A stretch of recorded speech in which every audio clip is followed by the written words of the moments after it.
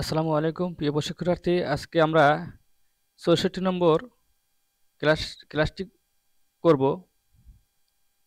ক্লাসটিতে রয়েছে 424 থেকে 426 নম্বর কমান্ড।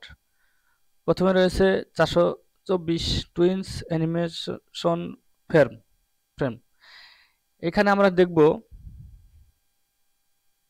একটি ছবি, দুটি ছবি নিয়ে এসে একটি ছবি ঝাপসা করে আরেকটি ছবির মধ্যে চলে আসবে, এরকম একটি কাজ। প্রথমে আমরা ফটোশপের মাধ্যমে দুটি ছবি সেভ করে নিই একটি ফোল্ডারে। তারপরে আমরা ইমেজ রেডি চলে আসি। ইমেজ রেডি থেকে আমরা ইম্পোর্ট ফোল্ডার ফ্রেম থেকে ছবি দুটি নিয়ে আসলাম। নিয়ে আসার পরে দুটি একসাথে ব্লক করলাম, শিফট ধরে একসাথে ব্লক করার পরে এখান থেকে টুইনস অ্যানিমেশন ফ্রেম এখানে ক্লিক করার পরে আমরা ফ্রেম টু অ্যাড এইখান থেকে যে কয় সংখ্যা দেবো সেই কয়টি ছবি হয়ে যাবে। একটি ছবি থেকে আরেকটি ছবির মধ্যে ঝাপসা হয়ে দেখাবে। রান দিলে আমরা দেখতে পাচ্ছি স্ক্রিনে আমরা টাইম একটু কমিয়ে দেব, 5 সেকেন্ড, 2 সেকেন্ড, 2 সেকেন্ড। মাঝখানেরগুলো একটু বেশি বেশি সেকেন্ড সেকেন্ড খুব কম কমিয়ে দেব, 5 সেকেন্ড। এখন আমরা প্লে দিলে দেখতে পাচ্ছি একটি ছবি থেকে আরেকটি ছবি কিভাবে রূপান্তর হচ্ছে। এ পর্যায়ে আমরা দেখব ডুপ্লিকেট কারেন্ট ফ্রেম। আমরা যদি এর মধ্যে একটি ছবি ডিলিট করতে চাই, যে ছবিটি আমি চাচ্ছি না, দরকার নেই, সেই ছবিটি ডিলিট করতে চাইলে প্রথমে আমরা দেখব হচ্ছে ডুপ্লিকেট করা ছবি, একটি ডুপ্লিকেট করা, ডিলিট করা পরবর্তী দেখব।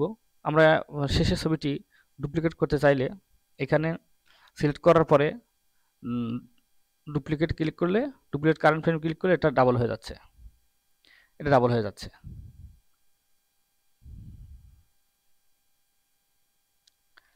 আবার এটা কেটে দিতে চাইলে সেই যেটি আমি কেটে দেবো তারপর ক্লিক করে ডিলিট সিলেক্ট ফ্রেম।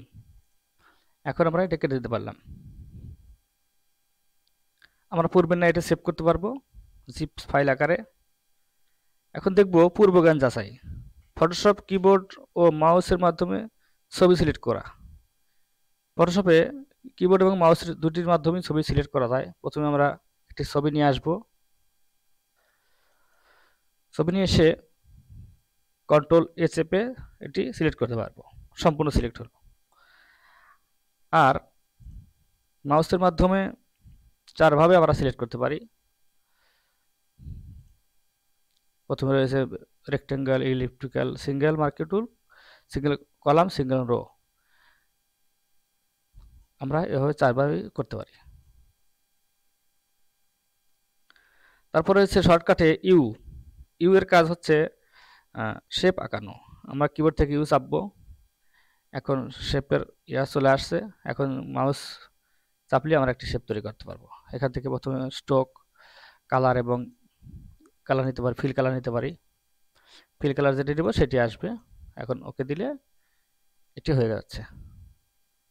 এখান থেকে আমরা চেঞ্জ করে নিতে পারবো যে কোন ধরনের চাই আমি কালারটি এবং ডিজাইনটি। তারপর রয়েছে ফটোশপ কালার দিয়ে যে কোনো শেপ আঁকা। আমরা প্রথমে বলে নিলাম যে ফিল কালার এবং লাইন কালার বিভিন্ন ডিজাইন করা যায়। তো এই ছিল আজকের ৬৪ নম্বর ক্লাস। সবাইকে ধন্যবাদ। আসসালামু আলাইকুম।